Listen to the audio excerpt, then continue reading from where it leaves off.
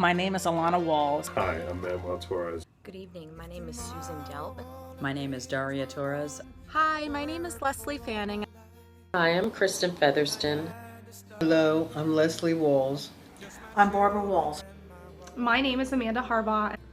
Good evening, my name is Kyle Adams. Hello, my name is Marla Torres. Hi, my name is Joshua Dean Spady. I work for the Township of Mansfield. On 9/11, I was in a development called Homestead. I heard about the situation through a resident who came out and told us that the buildings had been hit. I remember September 11th very well. I was working at a client site.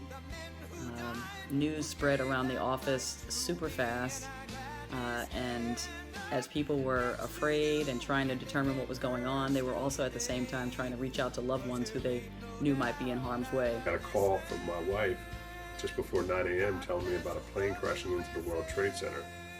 I got concerned because I was going to be flying out that day, and I didn't want to be thinking about a plane crash on my way to the airport.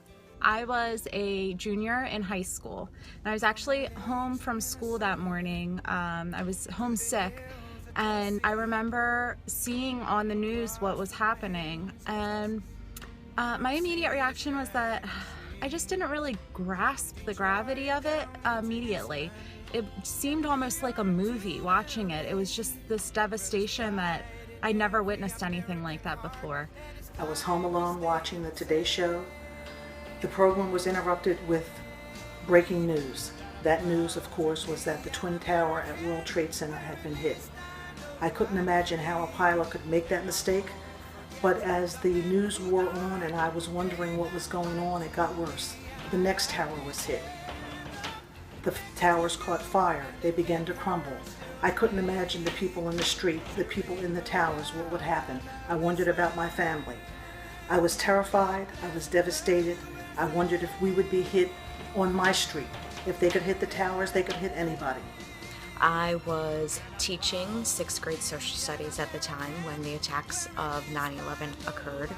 And I remember standing in class and a knock came on the door from one of my colleagues who told me that we had just been attacked in New York City as well as the Pentagon. My first immediate reaction was I wanted to protect my kids because I didn't know what was coming next. I was a secretary at a company in 50th floor at Rockefeller Plaza.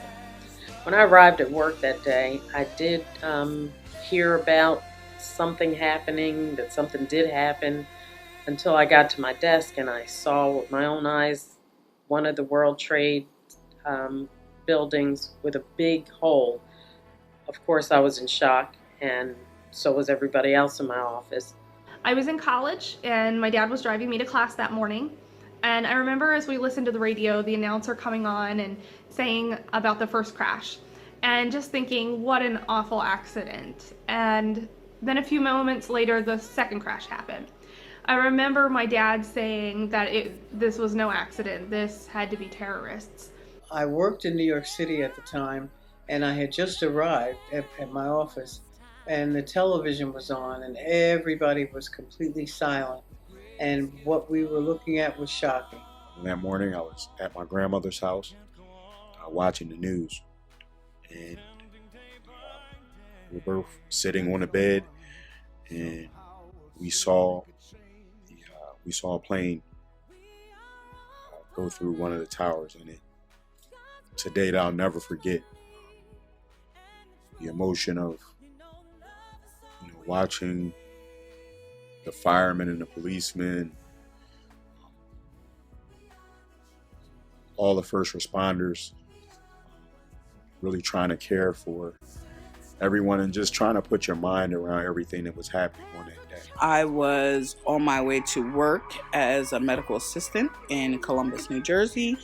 When I got to work, that's when I found the news out that the one airplane had hit. We watched the broadcast from work. We had a little TV. We watched the broadcast. And in the broadcast, they told, at the time of the broadcast, that's when the second plane hit. Hi, I'm Sue Ellison. I'm the proud principal of the Delaware County Alternative High School. But on 9/11, I was the director of special ed at Youth Philadelphia Charter School. It was an absolutely beautiful day, and we were doing orientation for new students.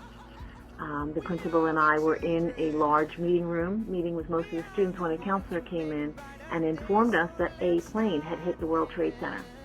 At that time, we thought it was just a horrible accident, but would come to find out throughout the day that, in fact, it was an act of terrorism. I was living in Grand Rapids, Michigan on September 11, 2001.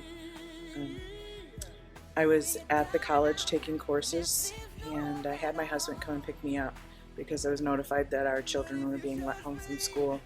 And in Michigan, it was just pure chaos. Everybody was let out of work and school, and all the roads were packed. People were trying to get gas. For some reason, they thought we weren't going to be able to get gas. But I went home, and our youngest daughter, she was 5 at the time, she was in the basement, and she was terrified. And it hit home to me because we had a brother-in-law that was in the Pentagon, and we didn't know where he was at. We couldn't get a hold of my sister to see if he was safe. But besides that, we had a little girl that was in our basement that was scared to come out. And no matter what I said to her, no matter how much I told her I loved her and that we were safe, it was never going to be the same. I'll never forget September 11th. And I'll never forget 9/11. I will never forget 9/11. I'll never forget 9/11. And I will never forget 9/11. I certainly will not forget September 11th. I'll never forget 9/11. I will never, ever forget 9/11. We'll never, ever forget.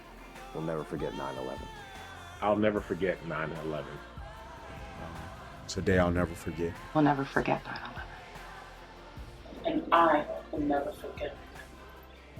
I will never forget 9/11. I will never forget 9/11. I will never forget 9/11. I'll never forget 9/11. So, thank you for listening. And God bless.